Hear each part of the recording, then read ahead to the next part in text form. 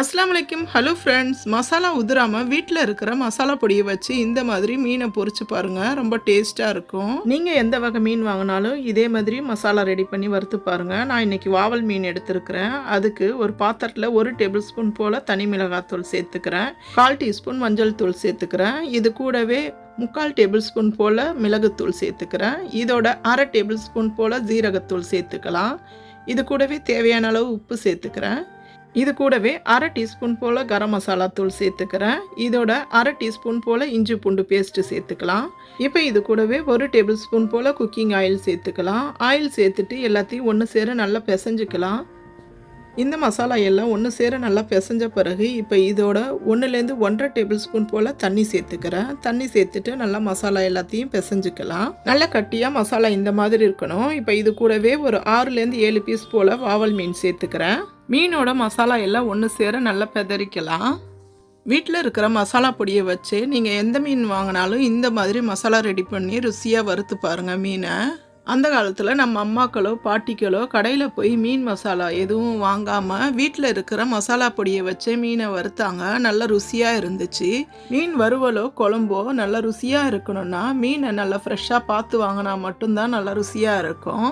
அது மட்டும் இல்லாமல் நம்ம வீட்டில் இருக்கிற மசாலா பொடியை வச்சு நம்ம மீனை நல்லா ருசியாக வறுக்கலாம். இப்போ மசாலா எல்லாம் ஒன்று சேர நல்லா பிசைஞ்சாச்சு. ஒரு 1 மணி நேரம் போல் ஊற வச்சுக்கலாம். மீனை எந்த அளவுக்கு நல்லா மசாலாவோட ஊற வைக்கிறோமோ அந்த அளவுக்கு மீன் உள்ள மசாலாலாம் இறங்கி நல்லா டேஸ்ட்டாக இருக்கும். இப்போ இந்த மீன் நல்லா 1 மணி நேரம் போல் ஊறிடுச்சு. நல்லா ஊறின மீனை நம்ம வானல்லையோ தோசைக்கல்லையோ போட்டு பொரிச்சிக்கலாம். வானலில் நிறைய எண்ணெய் சேர்த்து வடை மாதிரி சில பேர் மீனை பொரிப்பாங்க. ஆனால் தோசைக்கல்லில் பொரிச்சாதான் நல்லா டேஸ்ட்டாக இருக்கும். இந்த மாதிரி தோசைக்கல்லில் கொஞ்சமாக எண்ணெய் சேர்த்துட்டு நல்லா எண்ணெய் சூடானதும் மீனை ஒரு 3 துண்டு போல் எடுத்து சேர்த்து வறுத்தரலாம். கேஸை ரொம்ப ஹையில் வச்சு மீனை பொரிச்சா மீன் உள்ளே வேகாது. பாதி ஸ்லோ ஃபயரில் வச்சு பொரிக்கும் போது மீன் நல்லா சாஃப்டாகவும் உள்ளே நல்லா வெந்து நல்லா ருசியாக இருக்கும். நம்ம மசாலாவில் எண்ணெய் சேர்த்து நல்லா பிசைஞ்சிருக்கிறதுனால மீன்லேருந்து மசாலா எதுவும் உதிராது பாருங்கள். இப்போ எண்ணெயில் ஒரு துளி மசாலா கூட உதிராமல் இந்த மாதிரி நல்லா அழகாக வரும். மீன்லேருந்து மசாலா உதிராமல் இருந்தாலே நம்ம சேர்த்துருக்கிற உப்பு காரெல்லாம் கரெக்டான பதத்தில் இருக்கும். சில நேரம் நம்ம மீனை பொரிக்கும் போதே தெரியும் மீனில் இருக்கிற மசாலா எல்லாம் எண்ணெயில் வந்துடும். மீனில் அந்த உப்பு காரெல்லாம் கரெக்டாக இல்லாமல் நம்மளுக்கு சப்புன்னு இருக்கும். நீங்கள் எப்போ மீன் வறுவல் செஞ்சாலும் மீனோட மசாலா சேர்த்து பிசையும் போது நீங்கள் 1 டேபிள் ஸ்பூன் போல் எண்ணெய் சேர்த்து பிசைஞ்சு பாருங்கள். மசாலா உதிராமல் மீனில் அப்படியே இருக்கும்.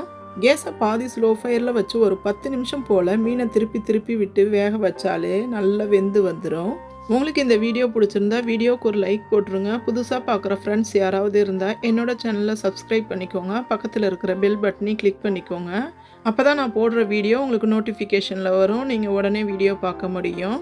இப்போ நல்லா திருப்பி திருப்பி விட்டு மீன் நல்லா வெந்து சாஃப்டாக இந்த அளவுக்கு வெந்திருக்கு பாருங்கள். இப்போ இந்த ஸ்டேஜில் மீனை எடுத்துடலாம். மீனை இந்த மாதிரி தோசைக்கல்ல நல்லா சாஃப்டாக வறுத்து பாருங்கள். இந்த மீனோட டேஸ்ட்டே வேறு லெவல் தான். இந்த மீனோட காம்பினேஷனாக நல்லா ஒரு பருப்பு ரசமோ இல்லை சாம்பாரோ வச்சு மீனை பொரித்து தொட்டு சாப்பிட்டு பாருங்கள். அவ்வளோ ருசியாக இருக்கும்.